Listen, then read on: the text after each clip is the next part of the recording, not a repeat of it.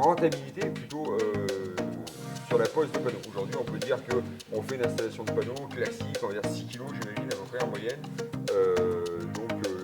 Sur combien de temps est-ce qu'on est rentable ou quel est vraiment le retour sur investissement? Ok. Alors, une installation photovoltaïque trouve son intérêt du moment où il y a un petit peu de consommation. Si vraiment la consommation est quasi nulle, sur, je sais pas, une résidence secondaire ou une toute petite maison, l'intérêt est limité. Voilà, ça s'étudie. Sur la revente, c'est pas intéressant. Sur la pertinence carrément d'une installation photovoltaïque. Si vraiment vous avez moins de 500 € de facture d'électricité à l'année, l'amortissement va être compliqué. Vous pouvez le faire pour un autre volet, écologique, participer à la transition énergétique, ça peut. Mais sur l'amortissement, on va être quand même sur des valeurs un petit peu longues en termes d'années. Voilà.